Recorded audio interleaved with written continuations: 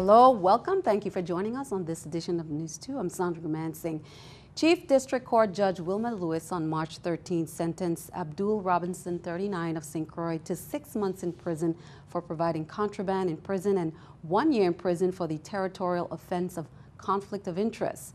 Judge Lewis ordered Robinson to serve the 1 year sentence after the 6 month sentence and also ordered him to serve 1 year of supervised release.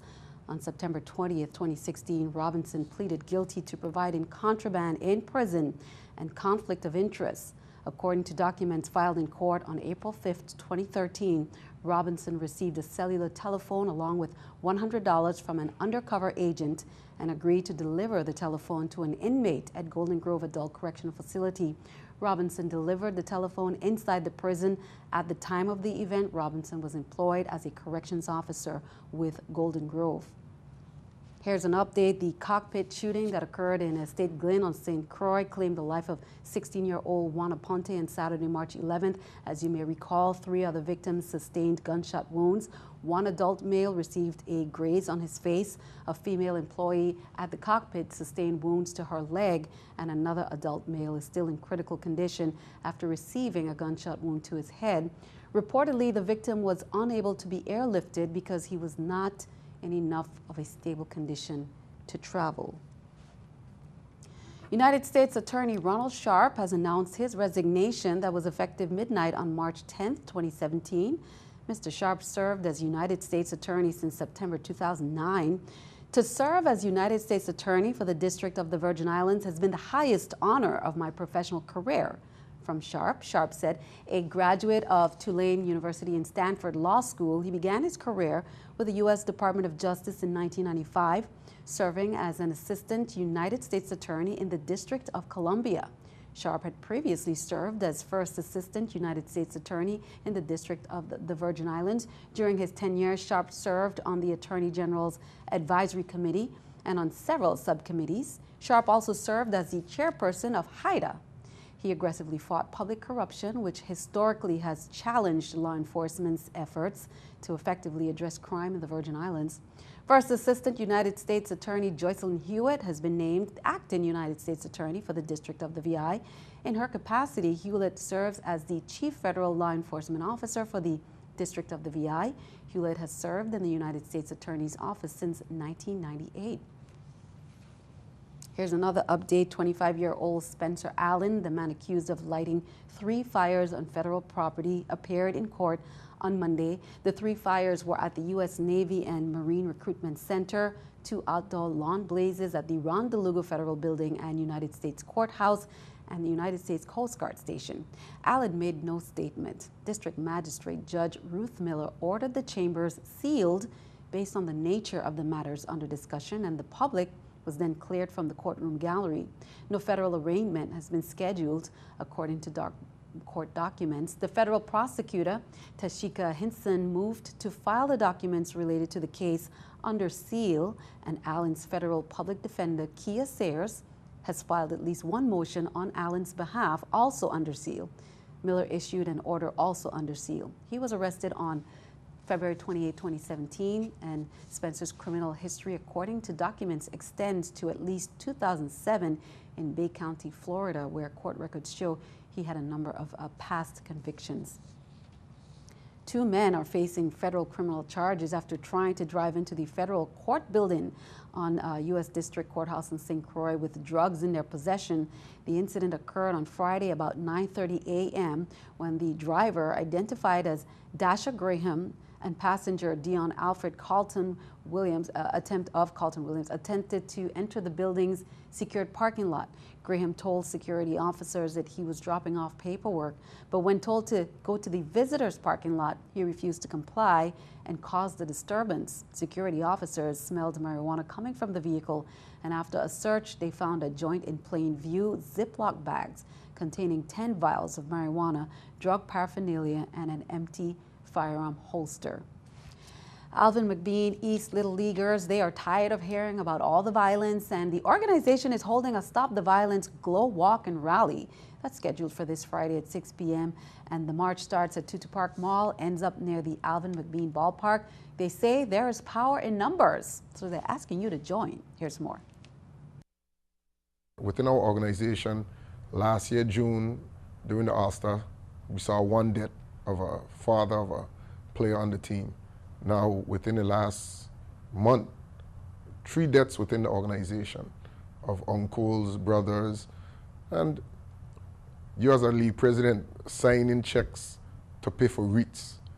It brought, like touch home. So we as a board decided, let's try to do something. Let's try to bring the community together. And we have the combination of the Al McBean East Little League and the Elrod Hendricks West Little League. We're gonna march together. The team's gonna wear their jerseys. Parents, anybody who wants to participate, put on white. It's a glow march. So the leagues, the organizations, we're providing the glow. You got glow chain, glow stick, hand bracelet, all of it glow. As far as a volunteer, assist in any which way, you could contact 340-513-2728. That's my number, Kirk Thomas, president of Al McBean East Little League. And I know we could use the help in any which way. Be sure to join that effort there. Well, in other news, according to the revised Organic Act of 1994, if a vacancy occurs in the office of the member of the legislature of the governor shall call for a special election. According to VI law, a special election shall be held no later than 60 days after that call. However, Virgin Islands law may be broken over a fight for a Senate seat. Here's more details from Stephanie Brown.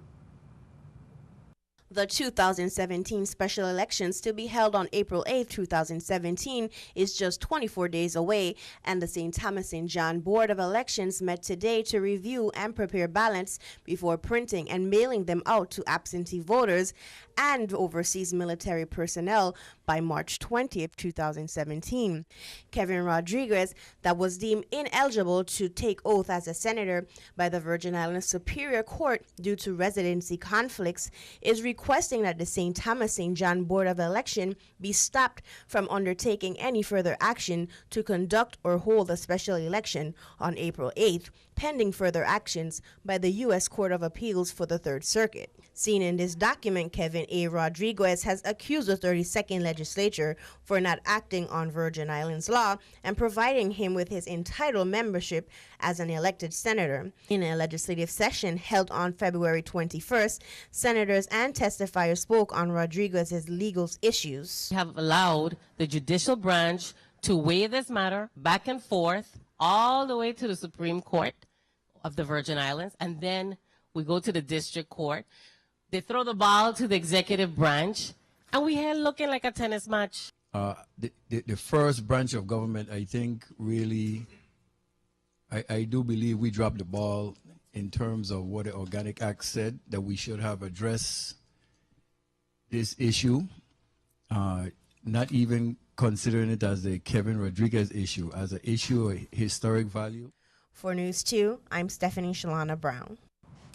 In other news, Territorial Republican Party Chairman John Canegata was in the nation's capital Monday for the second time since the inauguration of President Donald Trump. Canegata met with senior officials at the White House for continued discussions on several issues, including the repeal and replacement of Obamacare, the territorial government's finances, the centennial of Transfer Day, the necessity for an increased U.S. Coast Guard station on St. Thomas, and the oil refinery on St. Croix, among other issues. He said President Trump and the Republican majority in Congress were elected on a platform that includes a strong commitment to the territories. Canegata had additional meetings in the U.S. Senate to discuss the Constitutional Concealed Carry Reciprocity Act of 2007. Snow, sleet, rain, and wind gusts has been pummeling through the Northeast as a rare March nor'easter moves up the East Coast, and authorities are still warning against unnecessary travel due to the reduced visibility and ice. With officially just 1 week left in the season, winter is making a dramatic exit with snow and bone-chillingly cold conditions from Virginia to Maine, the nation's capital, and nearly every state in between. It's a beautiful sight and a whole lot of fun for some, but this is a monster storm. Keeping our eye on the economy, let's take a look at the New York Stock Exchange with the Stock Market Watch.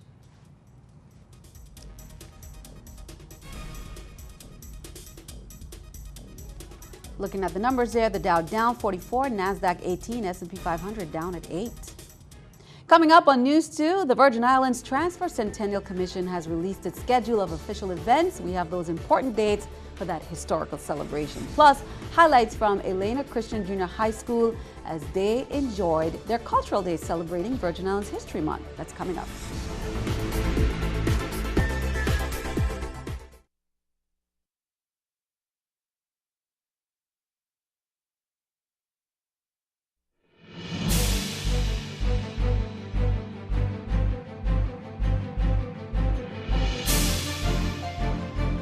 Time for some Caribbean news. We turn our attention to Dominica. Welcome back. The government has stepped in to assist the Agriculture Department. They are in need of financial aid and they face other challenges such as the black sigatosa disease. Here's more.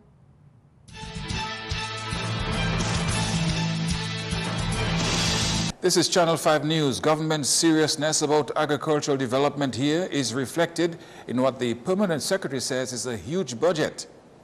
While he did not give any figures, Harold Geist estimates that government financially supports 70% of the country's agricultural production. Geist told a visiting group of agriculture students from the University of Trinidad and Tobago on Monday, government has stepped in because of financial and other challenges such as the black sigatoka disease, which largely affects bananas. This is a crippling disease, and Dominica has expended millions of dollars to try to control and manage this epidemic. And we are making some headway, but we still have a ways to go. Geist says for the first time, Dominica is now in a situation where it has no protection on the international market for any crop. We used to have, before WTO came and put all these rules, we used to have protection on the UK market for bananas. This protection is gone, and therefore we are on the playing field, like everybody else, but the playing field is not level.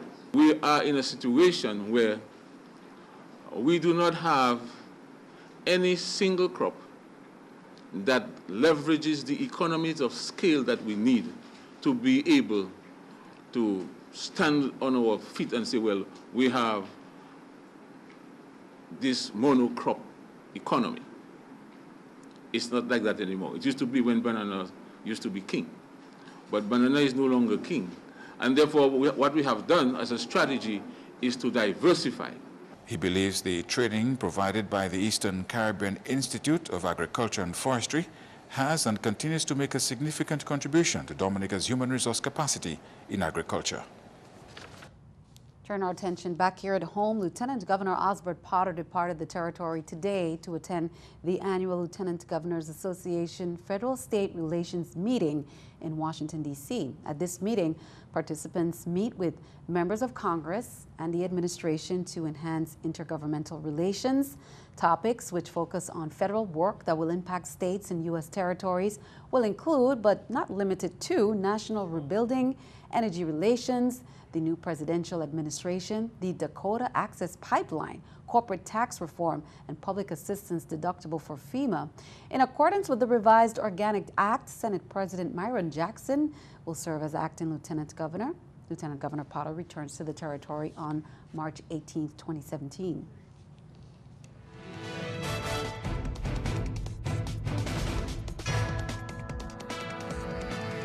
Continuing our VI history recognition, Elena Christian Junior High School, they enjoyed their cultural day celebrating Virgin Islands History Month. The students received presentations on conch shell art, Anansi storytelling, traditional head tie wrapping, cariso singing, and also received samples of traditional VI foods. Wideya dancers, they performed, and the school principal expressed his excitement.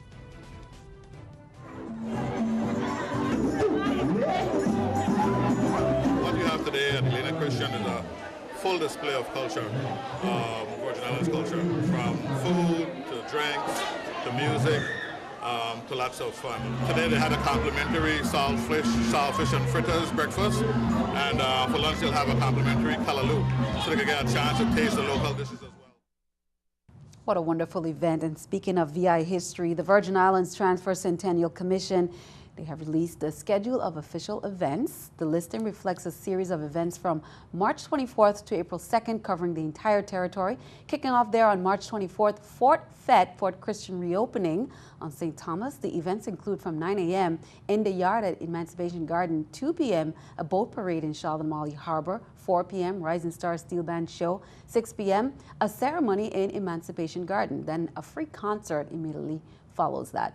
March 26th, a parade, National Park dock, ending at the Battery in Cruise Bay St. John, that's from 2 p.m. Governor's reception at the Battery, that's from 3 p.m. to 5. Then the Cruise Bay Block Party, Powell Park, that follows from 6 p.m. to 10 p.m. March 29th, it's the Governor's reception at Fort Christian St. Thomas from 6 to 8 p.m. March 30th, it's a Governor's reception at Government House in Christiansted, St. Croix, 6 p.m. to 8. March 31st, it's the Transfer Day activities. On St. Croix, there's a parade that begins at 8 a.m. to 10. Right after that, a ceremony from 10 to 12.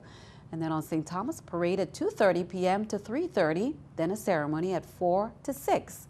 April 2nd is a Centennial Gala Ball on St. Croix. Now, that's a paid event at the Renaissance Carambola Beach Resort and Spa. That goes on from 7 to 10 p.m. Students enrolled in CAHS nursing assistant class, they hosted a health fair in the school's gymnasium recently. The fair provided the opportunity for students to share information and practical skills obtained in the nursing assistant class. Students demonstrated clinical practical procedures such as BMI, the body mass index, and BP, blood pressure measurements, as well as performed finger sticks to obtain blood under supervision of licensed registered nurses and pre-parental signed consents for children under the age of 18. Guest speaker Edith Ramsey Johnson addressed the debilitating outcome of diabetes if the condition is not managed or controlled. Keisha Williams from the Department of Health captivated the youth with reproductive health tips and demonstrations. What a great event there. Sparks Youth Organization, they held the 5th annual Sparks Dancing with VI Stars on Sunday, March 12 at Charlotte Amalie High School. Ms. Jenny Hawks, the executive director of My Brother's Workshop, and Suleimani of Abraham, a senior at Charlotte Amalie High School, they were victorious over 8 couples that competed. Ms. Patricia Rogers and Janilis De La Cruz were first runners-up, and Ian Williams and Chrissa Chesterfield were second runners-up. Each year, Sparks pairs up the students in the organization with professionals in the community to put on this very entertaining activity to raise money for its scholarship program. Sparks is a community service-based organization, and enrollment is open to all students in public or private high schools. Big congrats to the VI Green team. They got together and picked up about 41 trash bags on Rappoon Hill over the weekend. They want to share a message. They say, let's stop the littering epidemic. Our island deserves more respect. They hope to see new faces out there next time. The VI Green team is a group of local volunteers committed to keeping the Virgin Islands clean. They host cleanups every other Saturday. You can join the VI Green team on Facebook for upcoming dates and location.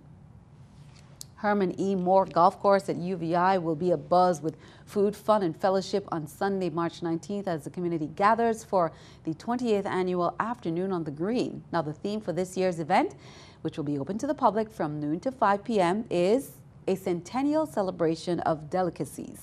Here's more. Well, Afternoon on the Green has been around the community for 28 years, and it's a fundraiser for the University of the Virgin Islands, which supports student scholarship for those students that want to attend UVI and may not have the financial resources to attend UVI, but that's an opportunity, and we raise funds for students for that specific purpose. We want you all to come out to have fun with us and celebrate with us as we support student scholarships at the University of the Virgin Islands. We have the food tent. We also have the academic area where highlights many facets of the University of the Virgin Islands, all the schools and programs, as well as the organizations that University of the Virgin Islands has to offer. Then we have the entertainment tent. This year, entertainment tent will be we'll be featuring Cool Sessions Brass. We'll be featuring Tanama Calibri, who is an international local singer. We have Flambeau Combo from the Bertha C. Shelter Middle School. We also have IQ models. We have Monga Niles cultural dancers. We have the McKislin Bambula dancers. So there's something for everyone at Afternoon on the Greens 2017. Thanks for that update, Kaiser. And let's stick around and find out what we can expect weather-wise this weekend. AccuWeather forecast is coming up next.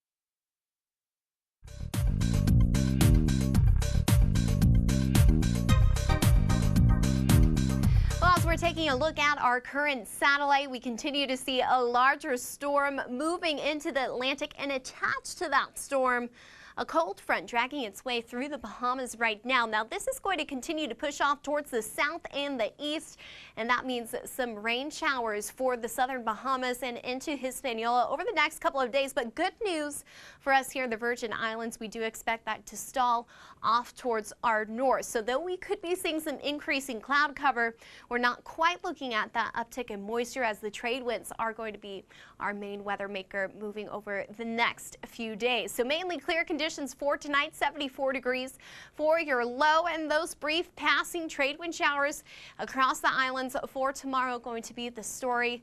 And once again, sitting right around that 84-degree mark for St. John into St. Thomas, a touch warmer out towards St. Croix as well at 86 degrees. Now, as far as the waters go, we do see small craft operators still continuing to be cautioned out there. Waves 3 to 5 feet, winds out of the east 10 to 15 knots. I expect that this would begin to expire as we head into tomorrow. And that's pretty much the same story as we hit the Caribbean side of things as well. Your waves 3 to 5 feet, winds out of the east 10 to 15 knots, and we do expect those to die down a little bit over the next couple of days. And that means Thursday and Friday, more sunshine than those clouds. Can't rule out that chance of those passing showers. However, beautiful weather, good beach weather out there for you guys as well. That's going to stick with us into the weekend as well. So really enjoy the sunny days up ahead and these lighter trade winds. Good boating conditions as we wrap up our work week here. Back to you, Sandy.